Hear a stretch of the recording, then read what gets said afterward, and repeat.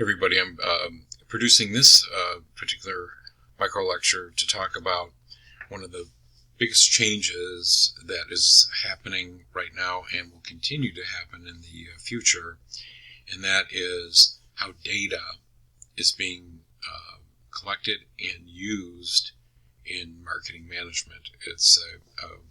I don't think, in my whole time, I don't think I've seen anything more impactful coming down the road than just this very topic. Even when I consider the rise of the internet.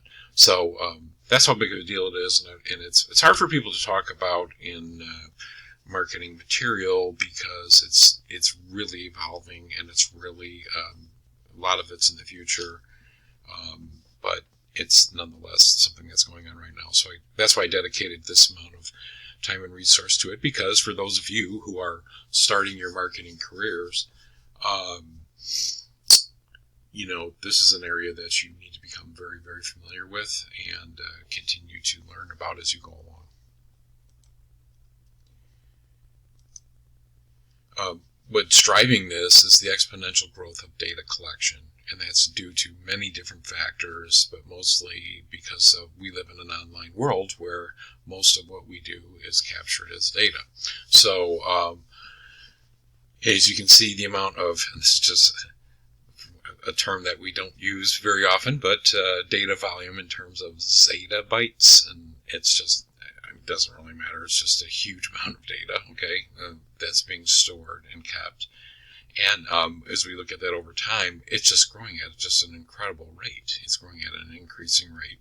So what we see in 2025 compared to even what we saw back in 2020 is just amazing how big of a difference that is, and the amount of data that's being stored and available for people to use. So the question becomes, how do you use that? How does this help? How does it change or shift fundamentally how we do marketing? So the term that's used quite often is something called big data, and the characteristics of big data are large sets of structured, unstructured, and semi-structured data that mean something to data people, but it doesn't mean too much otherwise. But it's not always in a structured format, yet we can still use it. Continuously generated at high speed and in high volumes. It's just amazing how much data is collected in the course of any particular day. So when we think about it, we talk about the characteristics of big data. We think about the volume of it, describing the size of the generated data, the velocity, which is speed, which the data is generated and processed, the variety of big data that is out there. It's diverse. It's an interesting data set to try to make sense of, and the veracity of it is the measure of how truthful, accurate, and reliable that the data is. So those are the things that we try to keep monitoring as we talk about using big data and putting it into some perspective. And you'll see there's a pretty common view of what how big data is looked at. So how's it used in marketing growth? Well, there's lots of different things. This is from McKinsey & Company, is a management consulting firm. And this is just a take on it. There's many others, and again, this is constantly evolving. So it's the kind of thing that gives you an idea from a baseline what's been happening. Where we're using data-driven analysis, we're trying to find the value that's out there, finding value opportunities, which is seeing clusters of data and where we can really kind of get our hands around where we might have some opportunities. Those things are happening very rapidly. Getting better at what we do, using it as a feedback system to continuously improve the systems that we have. That's been in place for quite a while now, and so we're using it for that reason. Just helping us plan campaigns, making sure that we understand how we target and pursue our growth opportunities. We can support the sales team to the extent that we have one, but any kind of selling effort, we can support it on the back end, defining, helping us understand who it is that we're actually interacting with. And designing the omni-channel journey is probably the biggest challenge that most people have, and that is we are connecting with our customers on multiple levels, and we're getting feedback on that contact on a regular basis, and it's really changing how we look at things. So that's how big data is being. That's one view of how big data is being used. Um, So, not surprisingly, this week I have several videos out there to help us sort all this out and get some definitions. And I strongly suggest you watch most of them because, again, this is the future of marketing and what underlies all where it's going. So there's a good brief explanation of what big data is in 5 minutes, one of those quickie videos.